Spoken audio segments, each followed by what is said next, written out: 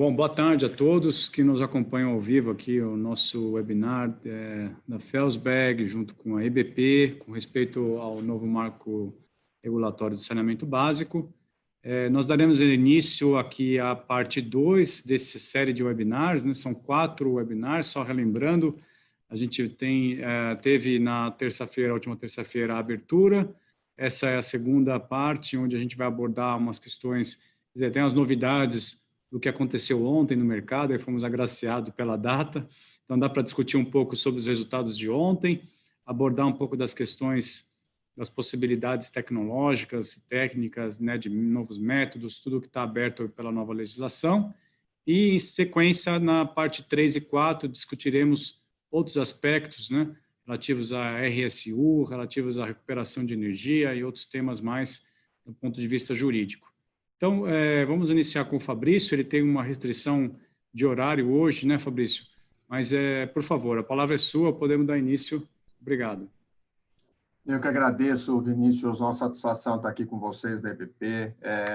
Eu acho que esse encontro aqui, a exemplo do primeiro, vem a reforçar o conteúdo sobre o novo marco legal do saneamento. Eu acho que tem uma demanda natural, e como você colocou, é uma coincidência feliz, né, de ontem, o leilão na B3, talvez o maior projeto, que o Rodrigo vai comentar logo depois, aí, o maior projeto no pipeline, com propostas bem ousadas, demonstrando o que reforça a segurança jurídica, que vem com o novo marco legal do saneamento, vem a reforçar esse ponto, e esse é apenas a porta de entrada, né? Nós estamos falando do primeiro projeto. Nós temos aí outros encarteirados, além daqueles que passam a dar vazão para o tema a partir do marco regulatório aprovado em julho. Então, para a gente estar fazendo esse bate-papo contigo, com o Wagner, o Rodrigo, o pessoal que nos acompanha, é uma satisfação muito grande, porque permite que a gente construa junto esse novo ambiente de investimentos na área de água, esgoto e resíduos, né, fundamentalmente, drenagem, inclusive, que foi um apontamento feito no nosso primeiro seminário. Eu acho que é um tema ainda que carece, né, de uma atenção particular, mesmo ainda hoje, 2020, quando se fala saneamento, ainda em alguns ambientes se tem uma visão limitada, né, de água e esgoto, ignorando a variável resíduos dentro do conceito de saneamento, a despeito de ter uma lei aí com mais de 10 anos, não só a Política Nacional de Resíduos, mas a própria Lei de Saneamento, que é de 2007. Então, o intuito aqui, para a gente poder contextualizar rapidamente, é que na questão de resíduos em particular, eu gostaria de deixar uma mensagem para quem nos acompanha e ciente de que esse material estará disponibilizado nas redes sociais, nas mídias, no YouTube, deixar claro o seguinte: a Política Nacional de Resíduos Sólidos, Lei 12.305, que foi alterada pelo novo Marco Legal do Saneamento, previu uma dilatação dos prazos para dezembro de 2020, agosto de 2021, 22, 23 e 24. E esse prazo, essa dilatação do prazo é para quê? Qual a finalidade? Eu queria deixar isso muito claro. Não é para a eliminação dos lixões. A existência, o pressuposto de eliminação dos lixões é fato dado, já não deveria existir. Não é que o prazo é para eliminar os lixões. O prazo dado pela lei é para que sejam encaminhados para aterros sanitários apenas rejeitos, sendo os resíduos sujeitos a tratamento, recuperação, aproveitamento energético, compostagem, reciclagem, ou outras formas de destinação ambientalmente adequada prevista na lei. O que reforça a pertinência do nosso próximo webinar, que está voltado para o biogás. Né? Existe aí um potencial no Brasil inexplorado de biogás, a despeito da gente já ter bons casos, já boas experiências no Brasil, mas voltado ainda para um ambiente mais agro, né? Faltando talvez um pouco mais de investimentos ou soluções para o RSU em particular. Então, e essa questão dos prazos, então vamos lá, voltando, o prazo para disposição final ambientalmente adequada de rejeitos, que era 2014, foi para 2020. Então, a partir de dezembro, ou seja, a partir de janeiro de 2021, admitir-se-á apenas o envio de rejeitos para aterros sanitários, enquanto os resíduos serão objeto de destinação, exceto se os municípios que tiverem Plano Municipal de Gestão Integrada e mecanismo que assegure a sustentabilidade econômica e financeira. O que eu estou tratando aqui objetivamente? Plano Municipal de Gestão Integrada, ferramenta de planejamento do município, que funciona para o diagnóstico dos resíduos, quantidade, disposição, destinação. Seria o plano diretor, num popular, um plano diretor dos resíduos do município. E o outro é o mecanismo de cobrança que assegura a sustentabilidade econômica e financeira. Em resumo, é taxa ou tarifa, de forma que o município cobre um valor suficiente, que tenha receita para fazer frente às despesas relacionadas ao manejo de resíduos sólidos. Se o município dispor desses dois mecanismos, ou se atender a esses pressupostos, o prazo, que é de dezembro de 2020, passa para 2021 para as capitais, 2022, municípios com mais de 100 mil habitantes, 2023, municípios entre 50 e 100 mil habitantes, e 2024 para os menores municípios com população inferior a 50 mil habitantes. Então, veja, o tempo urge, né? Tem muito trabalho pela frente, ainda porque agora converge com um período eleitoral, né? Um período eleitoral que começa agora e vai até meados de novembro. Nós temos o último mês de gestão e, a partir de janeiro, uma nova gestão. Lembrando, e por que eu estou falando isso?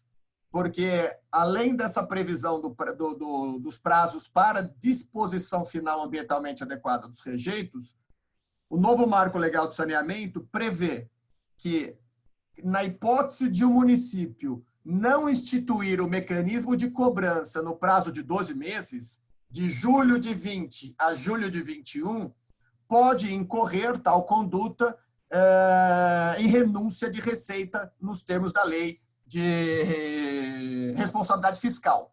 Ou seja, o município tem uma obrigação, tem que cobrar do gerador, porque ele está dispondo de um serviço diretamente para o gerador, leia-se o usuário do serviço, nós, e que, portanto, ele tem que cobrar, seja na forma da taxa ou na forma da tarifa. E tem um ano para assegurar o estabelecimento desse mecanismo, sob pena de incorrer em renúncia de receita, e a renúncia, então, portanto, importa infringir a lei de responsabilidade fiscal, que prevê penalidades dentro da lei de improbidade administrativa.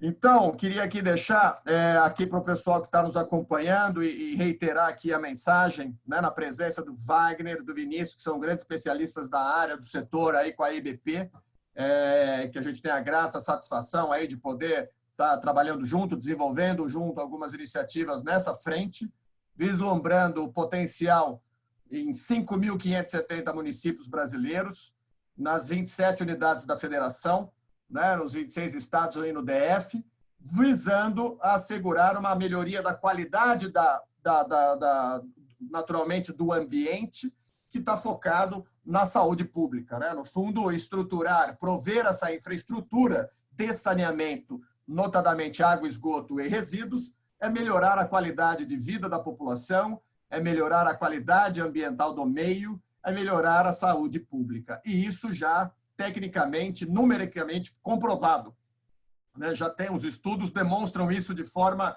exaustiva. E fica aqui o convite para o pessoal que tem nos acompanhado para participar das provocações, da reflexão do tema. Estamos ainda aqui num processo, né, de muito entusiasmo em razão do resultado de ontem, que não vem também, é um trabalho de 2 anos a 3 anos, um trabalho árduo. O Rodrigo vai comentar logo mais. E, infelizmente, a gente ainda lida com algumas surpresas desagradáveis.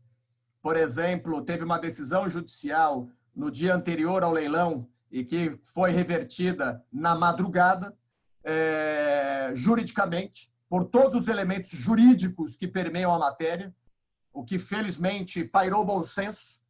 Veja, nós estamos falando de algo substancial. né? Não estamos falando de uma estação de ar, ou tratamento de esgoto, não, que não tem o seu valor. Nós estamos falando em revisitar o sistema regional, ou revisitar, não, instalá-lo, né? Dar dignidade à população que reside nos municípios compreendidos pelo projeto da Casal. Então, fica aqui, eu reitero os agradecimentos ao Vinícius, ao Wagner pelo apoio, pelo trabalho conjunto e pelo trabalho que executam. E passo aqui para o Rodrigo e para vocês, devolvo a bola para vocês, agradecendo quem nos acompanha e pedindo desculpa aí por ter que sair um pouquinho antes. Vou acompanhar mais um pouco aqui as considerações, mas já pedindo desculpa por ter que me desligar em razão de uma demanda com o Ministério Público. Quer puxar, Rodrigo? Vamos lá, boa tarde, muito bom aí lhe suceder aí, Fabrício, sempre aprendendo muito contigo. Vinícius, Wagner, prazer aí estar com vocês, com a EBP e também aqui com a nossa audiência sempre bastante qualificada. Vou aí utilizar como pano de fundo, pensou que está aí em voga aí nos jornais o leilão que aconteceu ontem na B3, cujo objetivo era conceder a distribuição de água e o tratamento de esgotamento sanitário em 13 municípios que integram a região metropolitana de Maceió. Investimento previsto de 2,6 bi em CAPEX ao longo dos 35 anos, sendo que 2 bi já logo de cara nos 10 primeiros anos, que requer aí uma capacidade de investimento, de endividamento. Também traz um pouco de explicações sobre o novo perfil dos investidores e como que esses novos modelos de concessão são construídos, são lapidados, justamente para trazer essa previsibilidade e trazer os investidores institucionais. O leilão, portanto, foi um sinal bastante positivo de que o Brasil ele não precisa de teses mirabolantes, não precisa de salvadores da pátria ou mágicos da economia. O que o Brasil precisa para um desenvolvimento econômico sustentável são setores bem regulados, estruturados, com clareza, com regras claras e estabilidade para atrair esse investimento que requer aí um capital intensivo e de longo prazo.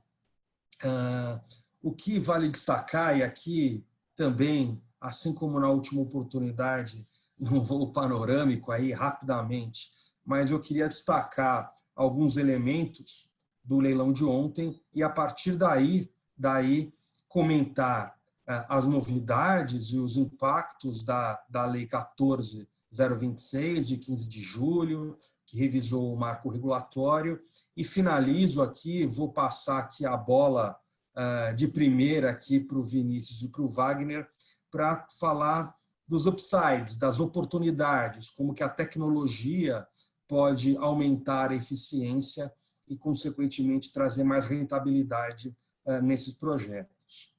Pois bem, o primeiro ponto que eu gostaria aqui de destacar foi a própria modelagem, né? À medida que você mantém a companhia estatal para a produção de água, captação de água bruta,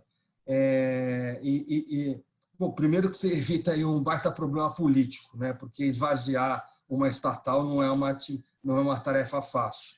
Mas do ponto de vista técnico, aqui, sistêmico, você, mantendo a companhia estadual, você evita que esse novo perfil de investidor tenha que se relacionar município a município, né? Então, você consegue, primeiro, ter uma relação um pouco mais coordenada com um ente só, porque se relacionar com 13, 40, 60, enfim, 100 municípios, e tem blocos que terão essa dimensão, precisa, enfim, depende de um risco político aqui de compliance significativo, e esse mercado não quer tomar esse risco, né? Então, Esse é o primeiro elemento. O segundo elemento dessa modelagem é que as PPPs, né, as parcerias público-privadas, que estão lá na Lei 11.079 de 2004, são mais desafiadoras. Não que são ruins, mas para o saneamento. Porque à medida que você estrutura uma concessão comum, em outras palavras, que a tarifa é suficiente para remunerar os investimentos, e nesse modelo de Alagoas o concessionário vai cobrar diretamente do munícipe. Então, ele não corre o risco do poder público, não precisa de um fundo garantidor, enfim, não precisa de escrow account, trustee, enfim, sofisticações financeiras para garantir o fluxo de caixa que impactam a sua viabilidade. E aqui o risco é diferente. Aqui o desafio, eu tenho conversado com alguns colegas da Inglaterra e eles falam, mas como você não confia no Estado? Né? Enfim, lá é a coroa britânica que garante. Aqui você vai receber o precatório e, enfim, ficar na fila e talvez só seus sucessores tenham a liquidez desse título. Pois bem, então, esses dois fatores, além da atração pelo bloco, pela escala, né, trouxe essa confiança para uma concorrência com 7 grupos. E aqui também vale comentar um pouco sobre esses 7 grupos, porque, bom, já é conhecido, né, a BRK é um novo capítulo, né, dessa nova infraestrutura brasileira. A Brookfield, né, sobretudo, sucedeu aí, adquiriu a antiga Odebrecht. Então, aqueles grandes grupos de infraestrutura que tinham empresas, né, específicas para o setor de saneamento, enfim, essa cadeira mudou. Então, esses investidores por trás desses grandes grupos têm uma lógica diferente e merece destaque. E são grupos, e aí comentando também nessa classe de grupos, né, que também bidaram de forma agressiva, um certo exagero no adjetivo, mas de forma contundente, com apetite, né, reconhecendo que é um bom ativo. Né. A Egea também tem a FC, GIC, fundos como principais acionistas. Águas do Brasil também bidou. A Iguá, né, que também tem um fundo canadense por trás, junto com a Sabesp. E aqui mais um destaque importante. Foi a primeira vez que uma companhia estadual, aliás, a maior companhia estadual da América Latina, com ações na Bolsa de Nova York, sai do seu quintal, até porque ela terá muita dificuldade de competir no seu quintal. Imagina se o critério for a redução da tarifa, ela reduzir a tarifa no município ao lado, por contrato de programa, ela tem outra tarifa. Ela vai conseguir aí uma briga, todos os municípios vão querer baixar a tarifa. Né? Então, é mais desafiador para a Sabesp competir aqui. Mas interessou para ela esse bloco, assim como certamente vai interessar outros grandes blocos, como o Rio de Janeiro, que se avizinha aí 30 bi de investimento. Outro grupo que merece bastante destaque é a Equatorial, que também bidou e bidou forte. Né? Por que merece destaque? Aqui está o futuro. O futuro é a conexão desses ativos, a conexão desses serviços. O futuro são os dados, né? É a integração. Então, imagina, e olha que o marco, e aí sempre aterrissando sobre a lei permite expressamente a possibilidade da cobrança pela conta de água de outros serviços públicos. Ora, a conta de água é um excelente instrumento de cobrança financeira. O setor de resíduos sólidos, inclusive, carece, e os números explicam, pela falta de instrumento de cobrança. Né? Taxa, tarifa, questão ainda controversa, né, não é politicamente adequado, mas desde que, e aqui mais uma vez aterrissando na lei, será necessário a comprovação da viabilidade econômico-financeira. Se o prefeito não criar uma taxa ou uma tarifa, né, tarifa preço público que um concessionário cobra dos usuários e taxa espécie de tributo, né, mas se ele não criar um desses instrumentos, ele poderá até sofrer uma ação de improbidade administrativa, porque hoje ele tem esse dever, né? Então, imagina energia, lixo, né?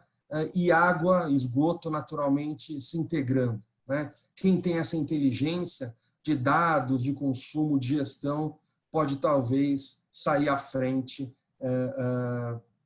no futuro. Recentemente, enfim, li de um bilionário que é fácil viver no Brasil porque nós estamos sempre aí há 5, 10 anos dos países desenvolvidos. E essa integração das utilities já é uma realidade, enfim, em outros países, e a tecnologia pode ser uma importante plataforma de oportunidade nesse sentido. E aqui já... bom, antes de falar, já passar a bola aqui, falando de outras oportunidades como gestão de perdas, né? Imagina, ainda por aí se encontra a perda de água, que pode ser uma perda técnica, enfim, ou pode ser um furto, né? O famoso gato, com aquelas 2 varetinhas que só aquele iniciado em uma ciência hermética consegue escutar aquele barulhinho, né? Essa é a realidade do país, por isso quase 40% de perda nacional aí, né? Mas esses grupos aí, enfim, já estão com robozinho, já tem um satélite que te diz exatamente onde é, e não é a experiência de um sênior iniciado que vai escutar o vazamento. Então, claro que isso diminui o custo de operação, o OPEX, e vai aumentar a rentabilidade. Mas, por fim, e aqui encerro, porque vocês entendem muito mais tecnologia do que eu, mas só para comentar, enfim, toda profissão tem as suas dores, né? A do advogado é a noite que antecede uma concorrência pública, né? E às 6 da tarde recebo o telefonema de que, olha, a desembargadora, né? Não foi, com todo respeito, né, um juiz de primeira instância, mas ela concedeu uma liminar para suspender o leilão, e imagina o caos, né? Porque todo mundo de mala pronta, empresa, tal, e aí a solução era, o único recurso que cabia, o único tiro, a bala de prata, era convencer o presidente do Tribunal de Justiça. Só ele poderia suspender os efeitos da decisão da desembargadora. Enfim, para não tomar muito mais o tempo de vocês com o drama, mas indo aos pontos jurídicos, o que estava por trás disso, né? A questão da titularidade. Esse ainda é um nó, né? Na estruturação dos projetos. O que aconteceu lá? Um determinado município não se sentiu prestigiado ou atendido nos seus interesses. E aqui não vou entrar nos detalhes por falta de tempo, mas não se sentiu, enfim, absolutamente pleno, autônomo dos seus interesses, né? E por essa razão questionou o edital, né? Agora, nós partimos da premissa, eu acho que esse modelo, que nasceu bem antes do marco, né, ele parte de uma diretriz que, ainda que não foi absolutamente assentada, ainda cabe um outro capítulo, mas parte da premissa que, numa região metropolitana, num bloco, enfim, esses clusters, que serão fundamentais para atrair esse investimento, a titularidade não é do município, a titularidade não é do Estado. Quando há um interesse comum, ou seja, quando há o compartilhamento das infraestruturas, e esse é o termo, essa é a novidade que a nova lei trouxe, né? A titularidade passa a ser compartilhada. E como que ela é compartilhada? Por um sistema de governança, né? E foi a lei que criou esse sistema de governança que foi atacada na madrugada. né, porque ela seria inconstitucional. Né? Nos parece que o marco foi muito claro nesse sentido e nos parece, enfim, que o município que pleiteou a suspensão isoladamente não teria recursos para fazer frente à universalização até 2033. E, por último, questionaram o subsídio cruzado. Mas aí eu acho que o último argumento que aqui eu encerro é que 2 bilhões foram arrecadados com um ágio de 13.000%, o lance mínimo era de 15 milhões de reais, ofereceram mais de 2 bilhões de reais e esse recurso é carimbado para o saneamento básico no Estado.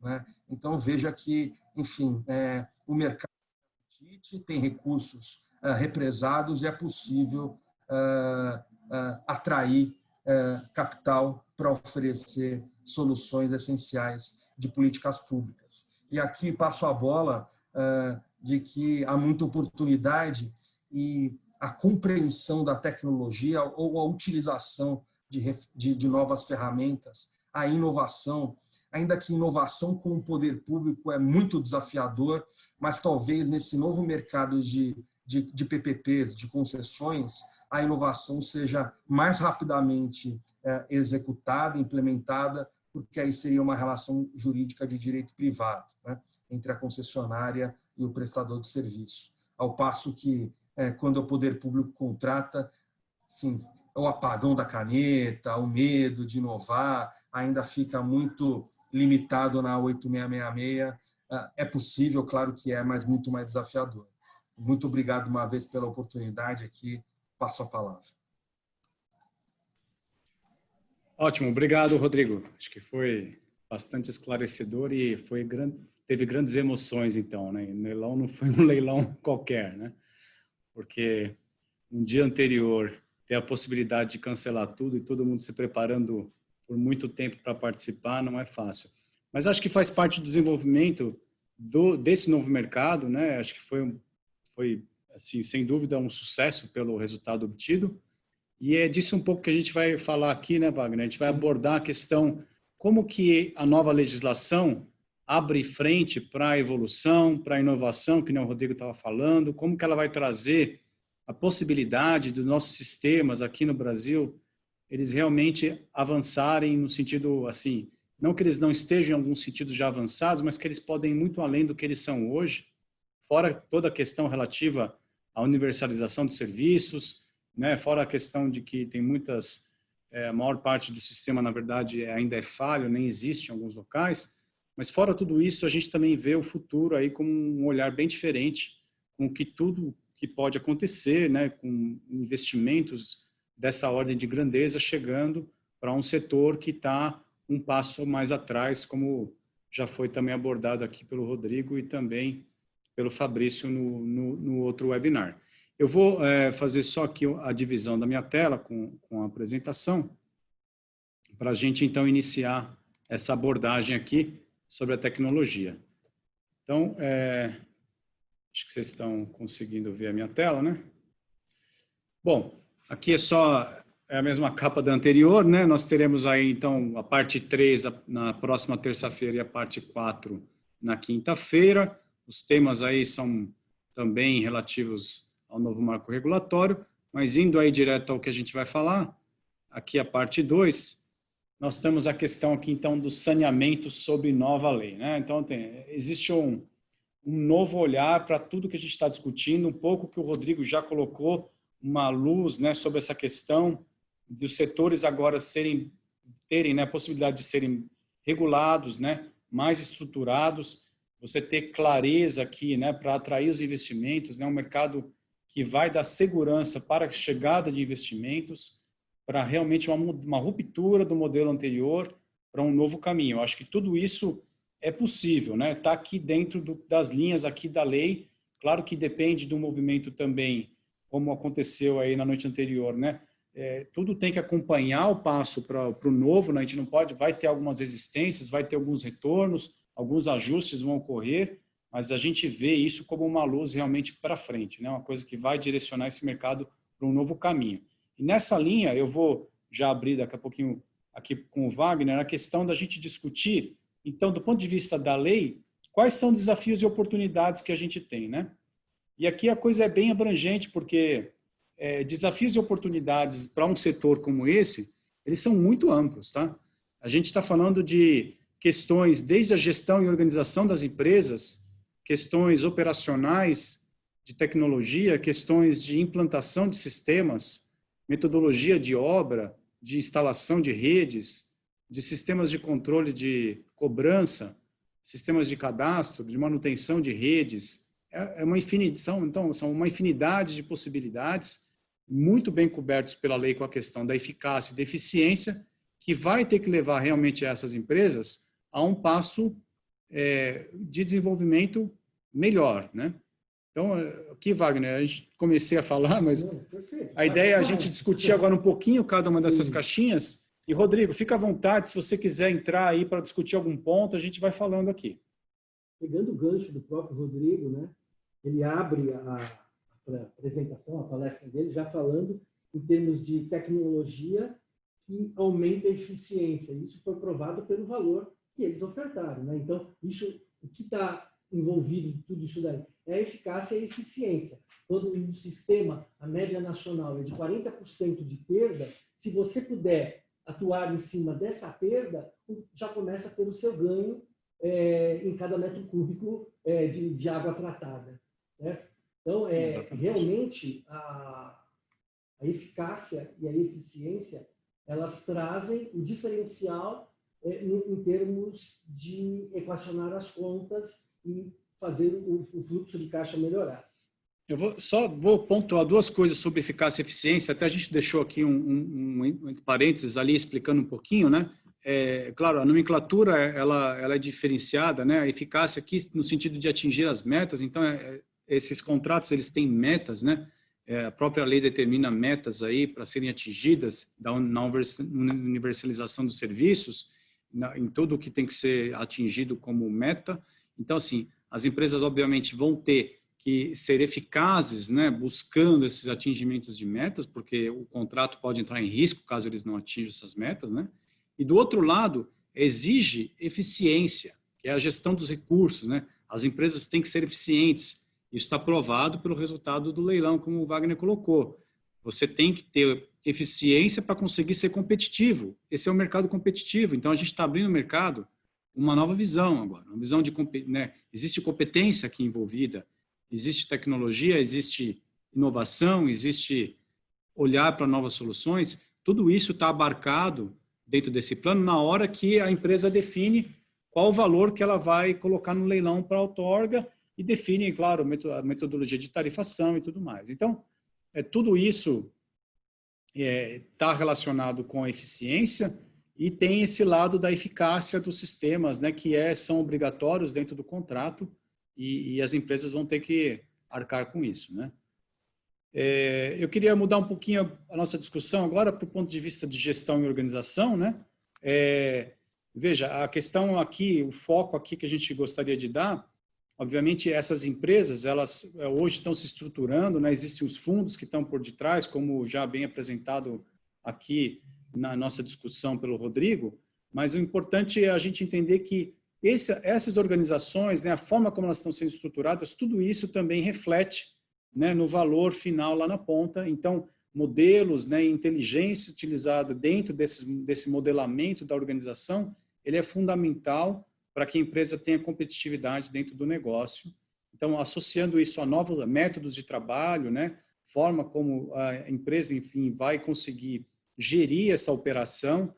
Então, aí passa já, vamos abrindo para outras caixinhas, aí, Wagner, você vai falando se quiser. Novas soluções, então, assim, métodos de trabalho que aderem a novas soluções, e aí existe uma infinidade de possibilidades, tanto do ponto de vista de soluções quanto de tecnologias. Obviamente, existe risco em muita coisa, né? Algumas coisas são novas, outras já são utilizadas fora do Brasil há mais tempo.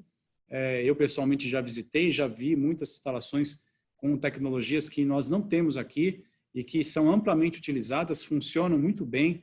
Obviamente, sempre é uma questão de custo-efetividade, né? Existe um custo-benefício ali de aplicar aquela tecnologia. O Brasil, como todo mundo tem mudado muito, a digitalização está entrando em todas as áreas, obviamente essa área não vai ficar de fora do Brasil, e aqui, com o novo marco, a gente tem uma grande oportunidade de abrir mais esse campo, né? Obviamente com novas tecnologias e novas formas de se pensar soluções nessa área. Então, pode falar. Vindo nessa ideia que o Vinícius está colocando, né? Nós temos que imaginar o trio, né? Tratamento de água, esgoto e, como o próprio Fabrício falou, o lixo, né?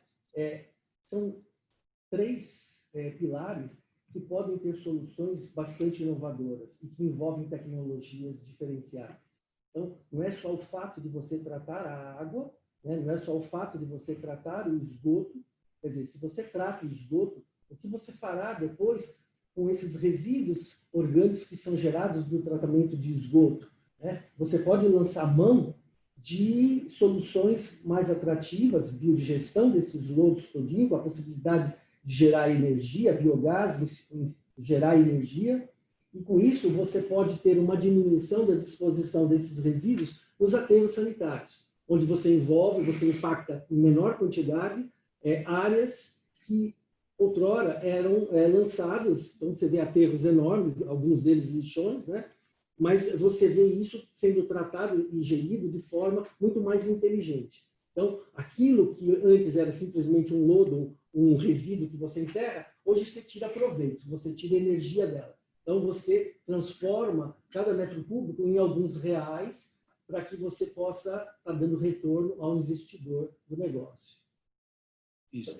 Eu vejo essas soluções inovadoras, essas envolvendo tecnologias mais de ponta, que o nosso país carece desse tipo de solução, como sendo os diferenciais nos próximos leilões para certos grupos de cidade ou mesmo cidades maiores. Mas esse é o diferencial e que pode desempatar algumas ofertas que estarão na mesa. Perfeito. Também a gente colocou aqui a questão do compliance, né? Existe a questão do compliance, não é só compliance, eu tenho um compliance regulatório, você tem um compliance do ponto de vista, né, claro, envolvendo as questões mais relativas aí a você ter algum tipo de desvio e outras coisas envolvendo. Então, esse modelo, obviamente, vai mudar, né? Existe uma grande definição dentro desse modelo de leilão, etc. e tal, que determina, então, um compliance maior, tanto do ponto de vista, né, da questão relativa aos preços praticados, a forma como isso vai ser gerido, quanto do ponto de vista também de regulamentação. Então, cumprimento de normas, de leis, etc. E tudo isso, eu vou avançar aqui um pouquinho para uns destaques e a gente vai chamar atenção para alguns pontos aqui. Então, como aqui está abordado, eu vou passar aqui pelos pontos, um a um, e a gente vai discutindo aqui. Só para puxar o gancho da questão do compliance, por exemplo, que a gente já percebeu e notou, e é um ponto que está para nós aqui em aberto, é como que essa exigência, né, que existe dentro da nova política, ela vai além, né, ela pode ir além, chegando aqui na questão dos condomínios, na área rural, no agrobusiness e na própria indústria, né? Então, existe questionamento e forma, como vai ser, por exemplo, né, a gestão hoje, né, uma indústria, ela tem a possibilidade de lançar os seus efluentes, se ela consegue adequar ao artigo 18, por exemplo, São Paulo, né, ela pode passar esse efluente direto para a concessionária para tratamento. E hoje, esse efluente é cobrado sobre alguns parâmetros, não é mesmo? Sim, é cobrado sobre o valor da carga, né, em termos de DBO, pH, quantidade de sólidos e suspensões e a vazão. Isso. Né? Então, é limitado, né? E futuramente, então, o que pode acontecer, dependendo de como for normatizado e dependendo de como for as regras, isso tudo pode mudar do ponto de vista de formação de cobrança para as indústrias, como que vai ser o setor rural também, né? Criadores aí de animais e todo mundo que tem geração de dejetos, né? E que muita parte desse material hoje vai direto para os rios, né? Ou seja, sem né, tratamento. só complementando, a exigência ela não vai só em cima do município, do Estado, né? Ela está indo além. Uma vez que você tem regras claras para o Estado em termos de lançamento desses efluentes, esses resíduos, de forma correta de estarem dispondo, evidente que a lei ela vai ser expandida para outros membros dessa sociedade todinha. Então, nós teremos esses condomínios, indústrias que precisarão se regularizar em termos das suas práticas ambientais. Então, o ganho ele é para a sociedade como um todo, não é só o município, é um ganho bastante, muito mais abrangente do que a gente imagina. Isso tudo, claro, ainda tem muita indefinição, né? A gente estava discutindo aqui sobre questão de tarifação, se existe possibilidade, obviamente, que se entrarem novos parâmetros, né? Quem vai pagar por isso? Se são as empresas, no caso, por exemplo, quando as empresas lançam diretamente nas redes para o tratamento de uma concessionária, né? Ou se só os munícipes vão acabar arcando com parte desse custo, se não, se isso vai ficar só na conta da própria indústria, tudo isso é muito ainda aberto, não existe nenhuma regulamentação, obviamente, para isso, mas é uma discussão que vai chegar. A gente colocou outros pontos de destaque aqui, por exemplo, desenvolvimento de novos produtos, né? Obviamente esse mercado ele está num momento onde a gente discute muito o ESG, que é o Environmental Social Governance, então, obviamente, os fundos envolvidos, eles querem ser eficientes, eles querem ser sustentáveis, eles vão buscar essas tecnologias, eles vão buscar ser sustentáveis a sua operação.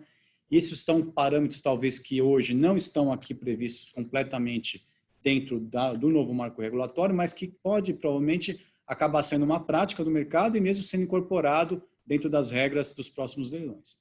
Então, isso trazendo, né, colaborando com o que o Vinícius está comentando, né, justamente essa inovação em metodologias e produtos é que essas empresas vão estar crescendo, vão estar investindo em desenvolvimento tecnológico. É o momento de você fazer parcerias, trazer tecnologia de fora para você melhorar os seus índices de competitividade naquilo que você vai estar ofertando, né, para esses municípios, para esses leilões. Né? Esse é o diferencial. E provavelmente a BRK ela fez a lição de casa dela muito bem feita. Ela encontrou o denominador comum que ela precisava para poder ofertar quantos porcentos, Rodrigo? Agora eu já até esqueci. 1.400% acima do que era esperado. Quer dizer, não é um número mágico que ela tirou da cartola. Não, isso foi calculado. Ela chegou a isso. E provavelmente ela chegou a isso se utilizando de metodologias modernas, de tecnologia, de inovação, de ter gestão em cima daquilo que ela está se propondo a fazer. Perfeito. Isso aí é o que está aqui, né, que a gente falou. Pode falar. Só um ajuste, 13.000% de área. 13 mil, desculpa. É muito. Muito mil além. Já é muito, né? 1.000 já é muito, 13 mil. Bom, isso aí é o que o Wagner estava dizendo sobre a questão da inovação, que está aqui no nosso segundo ponto. Depois, parceria com empresas de alta tecnologia para agregar valor naquilo que, claro, que está sendo ofertado. Então, assim, não sei se dá para... O que a gente gostaria de deixar, né, nessa apresentação é o seguinte, o movimento que está ocorrendo agora, ele vai ser um movimento muito forte e longo, né, na direção do desenvolvimento tecnológico desse setor. Então, isso aqui é só o começo, como o Wagner falou, quem fez a conta hoje trouxe para cá novos conhecimentos que talvez não estão sendo praticados no mercado.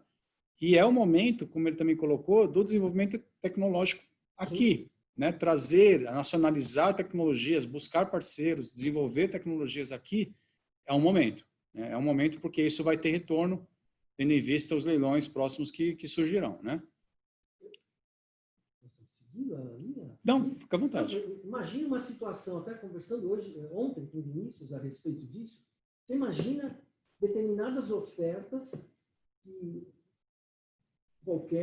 num desses leilões, poxa, nós sabemos que grande parte dos municípios hoje do Brasil possuem áreas degradadas em função de diversas atividades que existiram no passado. Vamos supor se alguma dessas empresas se interessa por uma área dessa e engloba, né, a revitalização dessa área para, por exemplo, a instalação da unidade de tratamento de resíduos ou tratamento das águas ou tratamento de esgoto. Você dá em troca para o município a revitalização dessa área. Né? Então, imagine, essas são sementes que realmente eu gostaria de que, se houver a oportunidade de uma dessas empresas que participaram do leilão estarem assistindo, que peguem esse gancho, tragam algo a mais para a sociedade brasileira na recuperação dessas áreas. Os municípios serão bastante agraciados, né? E resolveríamos grande parte de alguns problemas onde o município não tem dinheiro e o Estado muito menos para estar revitalizando essas áreas. Então, é num momento como esse que a gente pode estar unindo esforços no mesmo sentido. Sim. Aqui você está falando bastante dos lixões, nessas Sim, áreas dos órfãs, lixões. nessas áreas que estão... É sabido, né, a quantidade Sim. de lixões que existem espalhado pelo Brasil. Perfeito. E a característica, e o grau de comprometimento que eles trazem para a água subterrânea e o solo local, né? Toda a parte das drenagens que se encontram no seu entorno. Aqui a gente também enxerga alguns ganhos secundários, até colocando aqui a questão de, por exemplo, aumento de monitoramento da qualidade das águas, né? Sim. Já é realizado, tanto pela esfera estadual quanto federal, monitoramento de diversos cursos hídricos, da qualidade das águas. Mas, obviamente, que tudo isso que está sendo feito agora, que está começando agora, vai trazer uma capacidade de monitoramento muito maior. Então, uma gestão hídrica muito maior. O leque vai ser aberto. Então, isso também vai colaborar nesse sentido, a gente ter cada vez maior qualidade das informações, melhores informações e uma gestão maior da água como um todo no Brasil, dos efluentes também, né? E isso também, secundariamente, aí atinge as empresas de engenharia e consultoria de projetos, porque a advocacia também, né, em todas as áreas que estão correlacionadas, desenvolvendo, né, novas práticas, né, trabalhando dentro desse cenário, desse conjunto aí de possibilidades, né, com os fundos, com as empresas que estão se envolvendo no tema, para desenvolver essas soluções mais criativas e inovadoras no tema. São pontos assim bem abrangentes, a gente trouxe um overview do que a gente entende pelo futuro aí do setor. Do ponto de vista de tecnologia, a gente vai tratar em específico de algumas dos próximos webinars. A gente deu aqui uma pincelada geral naquilo que a gente compreende e agora talvez, eu não sei, Rodrigo, se você quer colocar algum ponto adicional, se a gente abre para questões. Pessoal, por favor, fiquem à vontade para colocar suas perguntas, desde o início, na verdade, né? Desculpa não ter antecipado isso, mas fiquem à vontade para fazer os questionamentos. E vamos lá, Rodrigo. Com isso, enfim, vamos aguardar aqui um questionamento aqui para avaliarmos juntos, né?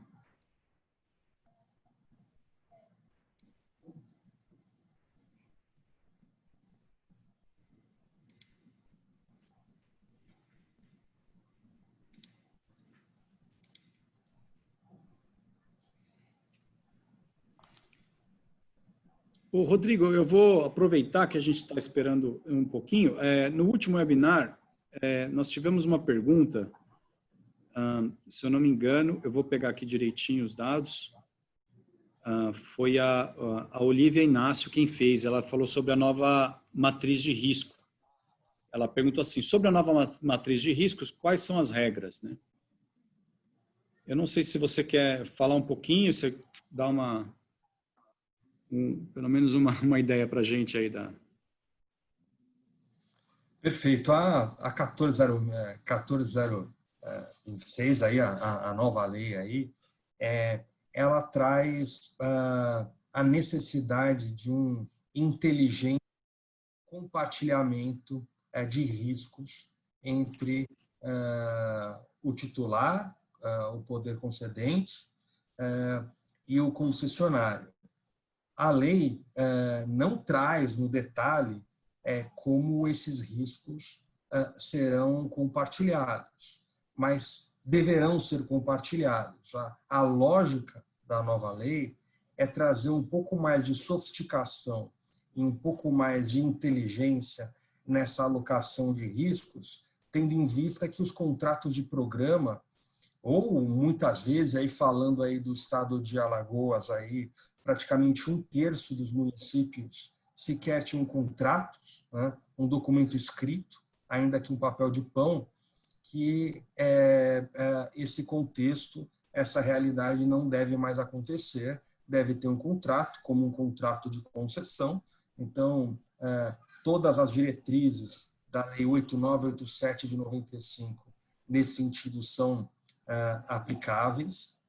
E espera-se também, em um projeto como o projeto de Alagoas, ou mesmo os últimos projetos de infraestrutura, e aqui também eu destaco a PIPA, né, a rodovia Piracicaba-Panorama, 1.300 quilômetros de rodovia.